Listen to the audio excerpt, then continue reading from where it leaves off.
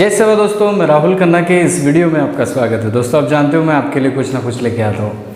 दोस्तों, आज का वीडियो बड़ा ही इंटरेस्टिंग और महत्वपूर्ण भी है, क्योंकि सवाल ये है कि जल जंगल किसकी है, जल जंगल का मालिक कौन है, इस जल जंगल जमीन का नारा आया कहाँ से। जल जंगल जमीन का आंदोलन आज भी दिल्ली के जंतर मंतर में हमें दिखता है, वहाँ भी लोग जाते हैं, जल जंगल जमीन की बातें करते थे। एक्चुअली कॉमन इंसान को सवाल पड़ता है, अरे यार, ये जल जंगल जमीन पे कैसे अपना हक बता रहे।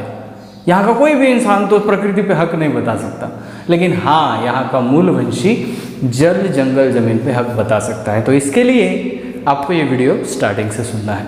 चलिए दोस्तों, आपका टाइम ना गवाते हुए हम शुरू करते हैं। देखिए, अंग्रेज आने से पहले यहाँ पे जो राजा पद्धति थी, राजा पद्धति में भी किसी भी राजा द्वारा किसी भी फॉरेस्ट पे आक्रमण नहीं किया गया था। फॉरेस्ट यानी जंगल को सुरक्षित रखा गया था मूलवंशी लोगों के हाथों में। प्राचीन भी यही है। आज भी कोई भी हम ऐसे कैसे कपड़े पहनते हैं तो लोग बोली देते हैं जंगली। क्या बोलते हैं? जंगली, आदिवासी, ऐसे विशेषण दे देते हैं। क्योंकि इतिहास नहीं तो इतिहास के पूर्व भी यहाँ पे यही सिद्ध हुआ है कि यहाँ के जो प्राचीन मूलवंशी लोग हैं वो जल जंगल जमीन यानी जंगलों का सहारा लेकर जंगलों में ही रह रहे थे और जंगलों की रक्षा भी कर रहे थे।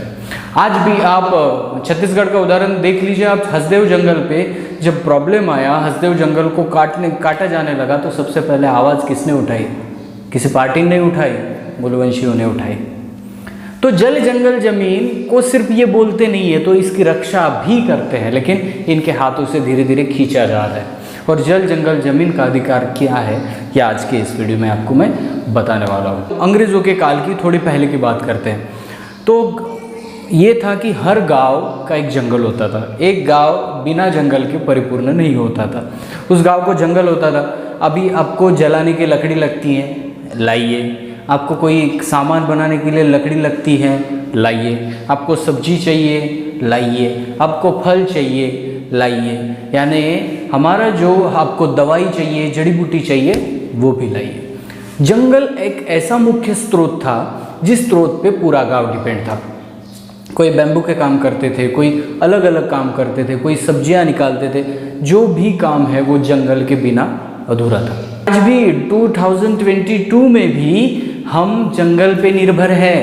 आपकी जो मेडिसिन आती है वो भी जंगलों के कुछ वन औषधियों से ही मिलती है। आपके जो वुड की टेक्निक आती है वो सभी आपके बैम्बू आते हैं। आज भी देश इस जंगल के मुख्य स्रोत पे जी रहा है, इस देश को पता ही नहीं है। और ये मुख्य स्रोत हुआ करता था उस गांव का वो जंगल, उसको बचाना भी उनका काम और उसका यूज़ करना भी उनका काम। ये पहले का कानून था जिस कानून की मैं बात कर रहा हूँ। और मोस्टली मूलवंशी ही लोग वहाँ पे रहते थे। अमेज़न के जंगल में आप अभी भी जाइए, वहाँ पे मूलवंशी लोग ही मिलेंगे, क्योंकि मूलवंशी लोग जंगलों की रक्षा करते हैं। तो बात ये हुई कि प्रॉब्लम कहाँ से शुरू हुआ। 1853, ये याद रखिए आप, 1853 में क्या हुआ था? तो भारत में रेल आई थी। बहुत सारे लोग आज ये भी कह रहे हैं कि रेल से हमारी विकास की गति है ना जो बढ़ गई है। तो एक्चुअली बड़ी भी है, ऐसा नहीं है कि हम इसको नहीं मानेंगे, बड़ी है। लेकिन जब अंग्रेज़ों ने इंडिया में रेल बिछाने की कोशिश की या रेल बिछाना शुरू किया, तब हमारे विकास की बात नहीं थी, वो अंग्रेज़ों की विकास की बात थी। और फिर सवाल ये हुआ कि यहाँ पे 1853 में जो रेलवे ट्रैक बिछाया गया वो 1910 तक वो 80,000 किलोमीटर के करीब ये रेलवे ट्रैक बिछाया गया। ये रेलवे ट्रैक गया कहाँ से? और ये गया मूलवंशियों के जंगलों से, ज़मीनों से। ऑब्वियसली उनके जंगल में लाखों करोड़ों पेड़ काटे गए। जो पेड़ सदियों से आ रहे हैं, उन बड़े बुजुर्ग पेड़ों को काटा गया। ऐसे लाखों करोड़ों पेड़ काटे गए। ऑब्वियसली वहाँ की उनकी रक्षा करने वाला मूलवंशी इंसान इस बात से सहमत नहीं होगा। और हुआ भी ये कि वहाँ पे बहुत सारे आंदोलन चले। लेकिन आपको ये लगता होगा कि अंग्रेज़ों ने तो इतने सारे रेलवे ट्रैक बिछा दिए, क्या ये गैरकानूनी नहीं था? उस काल में नहीं था। जो तब के गवर्नर थे लॉर्ड डलहौसी, वो एक शातिर आदमी थे। और उन्होंने क्या किया, उन्होंने उस रेलवे ट्रैक बिछाने से कुछ महीने पहले क्राउन लैंड ऑर्डिनेंस पास किया। ये एक ऐसा कानून था जो कानून सीधे तौर पर बता रहा था कि पूरे भारत के फॉरेस्ट पर अंग्रेज़ों का अधिकार है, और ये कानून पास होते ही वो उनका काम जो है वो गैर कानूनी नहीं रहा। और लॉर्ड डलहौसी ने खुद बताया कि हम इंडिया के विकास के लिए नहीं रेलवे बिछा रहे हैं, हम ये रेल बिछा रहे हैं क्योंकि हमारा कच्चा जो माल है वो फास्टली कहीं पहुंच जाए और हमारी प्रगति हो, हमारा विकास हो। वो खुद के बारे में सोच रहे थे। और इस बीच इतने सारे जंगल को नेस्तनाबूद किया गया, बहुत सारे जंगलों को नेस्तनाबूद किया गया। वहाँ पे रहने वाले मूलवंशी जो कबीले थे वो कबीले भी वहाँ पे नेस्तनाबूद हो गए। अभी सवाल आता है कि ये कानून भी बना, ये सब हुआ, और ये मूलवंशियों का विद्रोह वहाँ से चलता गया। हर गांव में ऐसी एक भी जगह नहीं बची जहाँ पे मूलवंशी लोग हैं और उन्होंने विद्रोह नहीं किया। बात का विरोध करने की बहुत कोशिश की, लेकिन हर तरह से यहाँ के मूलवंशियों को दबाया गया। उनको यहाँ तक कि यहाँ के मूलवंशियों को जंगल में जाना उनका बंद कर दिया गया। अभी देखिए, एक गांव है जो जंगल के अंदर में है, वो गांव पूरा के पूरा उस जंगल पर निर्भर है। कोई बैम्बू के काम कर रहा है, कोई दवाइयाँ ला रहा है, कोई जड़ी बूटी ला रहा है, कोई फायरवुड ला रहा है, कोई वुड के काम कर रहा है। ये सभी लोग उस जंगल पे निर्भर है। और अगर उनको ही बोला जाए कि आप जंगल में मत जाइए, आपको हम रोक रहे हैं, तो वो कैसे जिएंगे?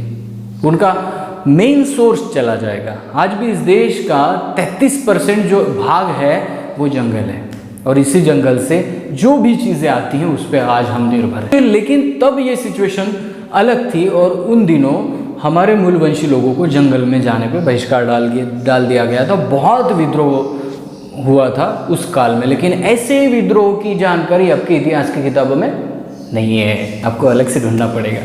तो हम आगे चलते हैं। जल जंगल जमीन के लिए मूलवंशी लोग लड़ने लगे और कहने लगे कि ये जंगल पे, ज़मीन पे, जल पे हमारा अधिकार है और हम इसकी रक्षा करते हैं। तो इस बात को कोई भी नहीं सुन रहा था। लेकिन इस दौरान इस जल जंगल ज़मीन को अपना कहने वाली एक घटना घड़ी, और वो घटना आप सभी को पता है, जिस शूरवीर क्रांतिकारी योद्धे का नाम है कुमरा भीमू। जी हाँ दोस्तों, उनके ऊपर राजा मौली जी ने एक बढ़िया सी मूवी बनाई है, फिल्म बनाई है, जिस फिल्म का नाम है RRR, जिस फिल्म को आप देख भी चुके होंगे क्योंकि मेरे ख्याल से बहुत ज़्यादा पब्लिक ने उसको देखा है। तो वही कुमरा भीमू जिन्होंने इस जल जंगल ज़मीन के मुद्दे को आप तक पहुंचाया। बहुत बहुत अहमियत है इसमें।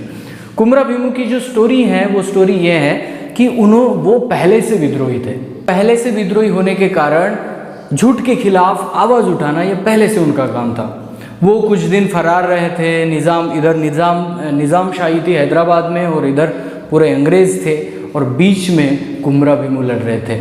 असम से आने के बाद उनको ये लगा कि यहाँ पे हमें अपने हक और अधिकारों के बारे में आवाज़ उठानी चाहिए, और उन्होंने आवाज़ उठाई। उन्होंने अपने समाज के लोगों को, सभी ट्राइब को एक कर एक गोरिल्ला आर्मी बनाई। जी हाँ दोस्तों, और इस गोरिल्ला आर्मी के तहत निज़ाम शाह के नाक में दम कर दिया।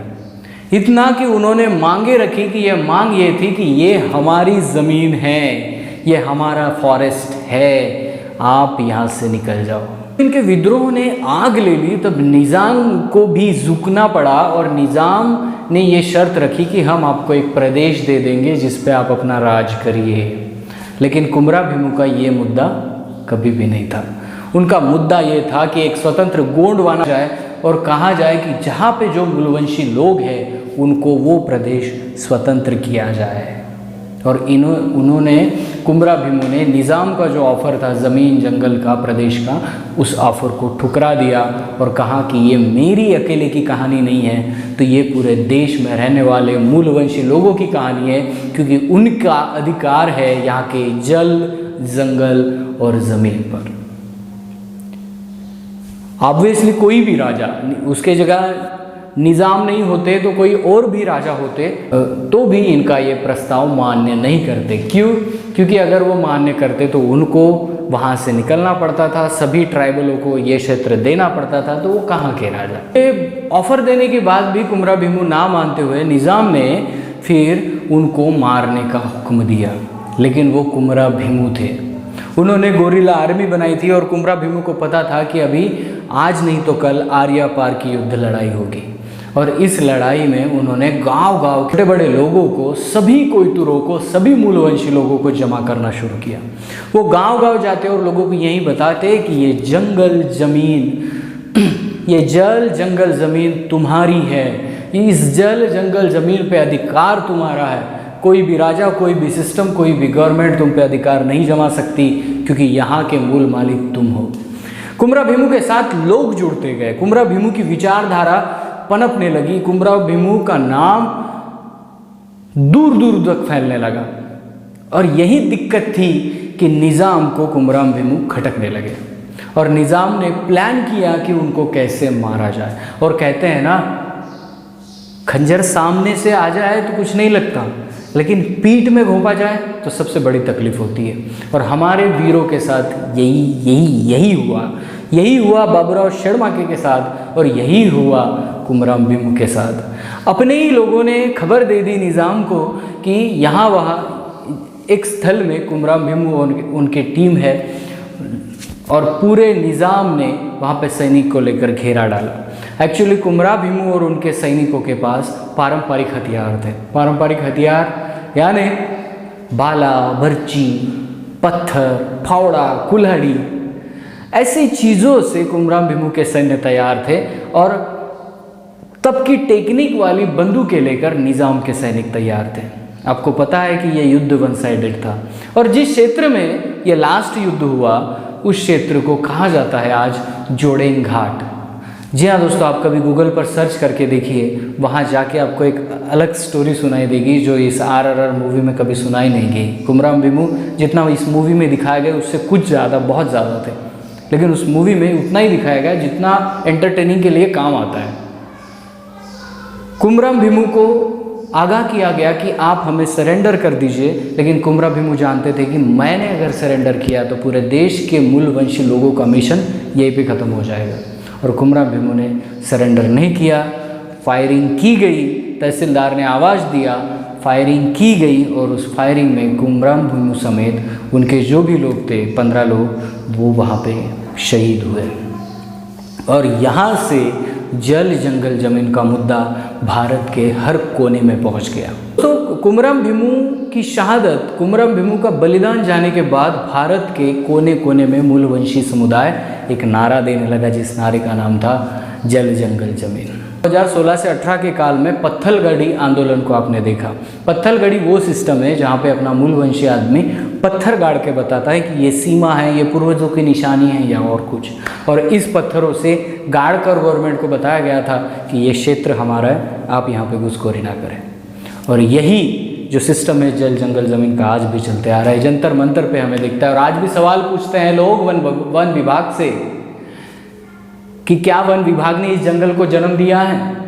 नहीं दिया है। तो कौन होता है वन विभाग? यहाँ के मूलवंशियों को फॉरेस्ट में जाने के लिए रोकने वाला। ये वो सवाल हैं जो जंतर मंतर पे लोगों के द्वारा पूछे गए थे।